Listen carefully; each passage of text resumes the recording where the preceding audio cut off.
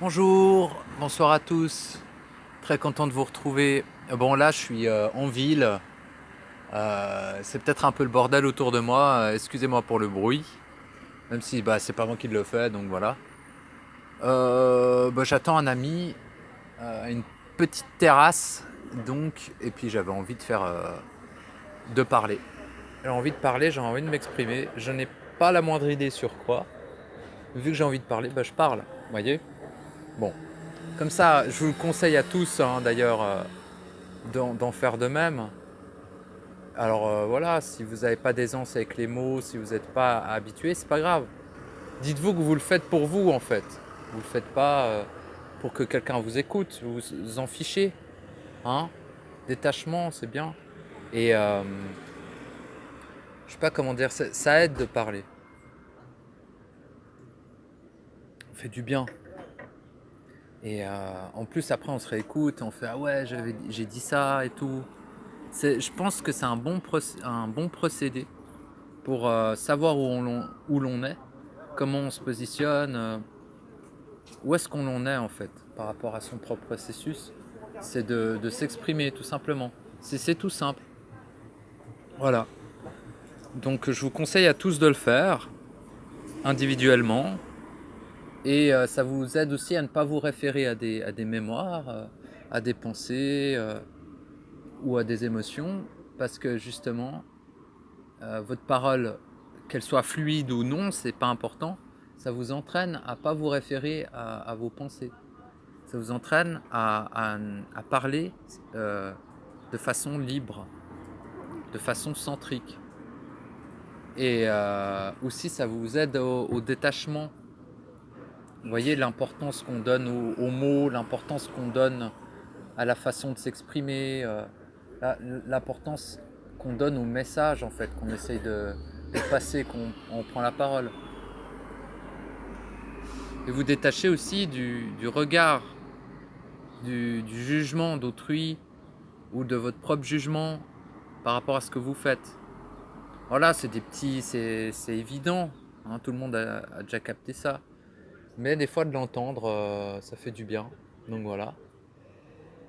Sinon, quoi dire? Bah, tout va bien. Tout va très très bien. Peut-être pas en constance, mais dites-vous une chose fondamentale, c'est que peu importe les événements externes et tout ce qui peut se produire à la fois à l'intérieur et à l'extérieur de vous, dites-vous que en fait vous êtes antérieur à tout ce qui se passe et vous êtes largement au-delà de tout ça. C'est-à-dire que lorsque la Terre n'existera plus, vous, vous existerez toujours.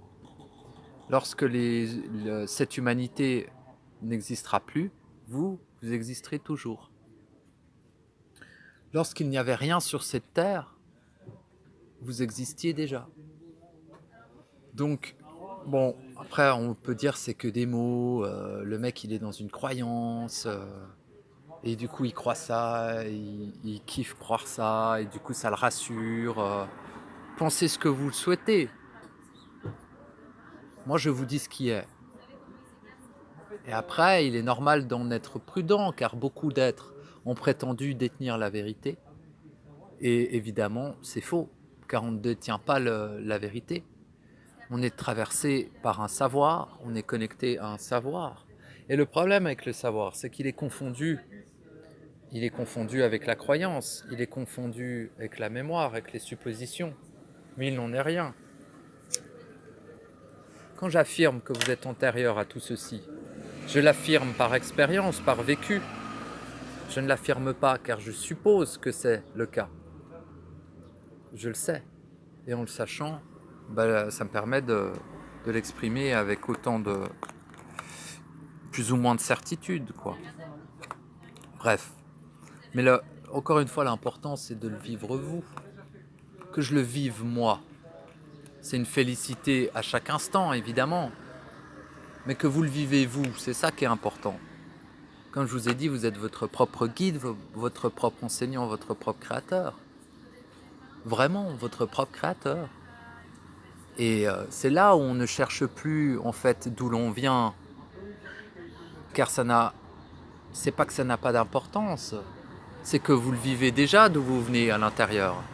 Et vous le savez de où vous venez. Voyez, vous arrêtez entre guillemets de vous poser des questions, vous ne faites qu'apporter des réponses en continu. Vous n'êtes ni limité par le corps, ni par le mental. Enfin le mental non, parce que c'est un outil et il est plutôt pratique. Mais je veux dire, vous n'êtes pas limité par vos pensées, vous n'êtes pas limité par vos émotions, vous n'êtes pas limité par votre programmation, vous n'êtes pas limité par vos rêves, par ce que vous voulez accomplir, vous n'êtes pas limité par ce que vous supposez être vrai, vous n'êtes pas limité par rien du tout en fait. Et de ce fait, au-delà de vous libérer de toute manipulation et de tout joug possible sur vous, eh bien vous rentrez dans un stade d'existence que vous n'auriez pas pu et que vous ne viviez pas avant de l'incarner pleinement, cet être réel. Et en fait, l'effort, s'il y en a un à faire, c'est de l'incarner en chaque instant et de ne pas vous en vouloir lorsque vous ne le faites pas aussi. Parce que qu'importe ce que vous accomplissez, qu'importe à quel stade vous en êtes, entre guillemets, même si j'aime pas trop dire que des gens sont à ce stade et des autres sont à ce... En fait, vous êtes tellement libre que même au fond d'une prison au milieu de la Sibérie, vous savez qui vous êtes, vous savez où vous êtes, vous savez d'où vous venez, vous savez où vous allez. Donc, à partir de là, il n'y a plus de questions existentielles, ni de quoi que ce soit à rechercher. Vous ne cherchez pas à fuir le temps, vous voyez, c'est-à-dire à s'occuper. Vous ne cherchez pas à construire quoi que ce soit ici, car vous savez que c'est éphémère et illusoire. Mais savez, vous le vivez dans vos tripes, vous le vivez en chaque instant dans votre corps artificiel. Moi je dis artificiel, mais vous vous en foutez. Si vous considérez qu'il est réel, eh ben faites en sorte qu'il le soit. C'est vous les dieux créateurs. Vous voyez, c'est pas moi. Moi je le suis au niveau individuel. Vous comprenez, voyez ça, vivez ça.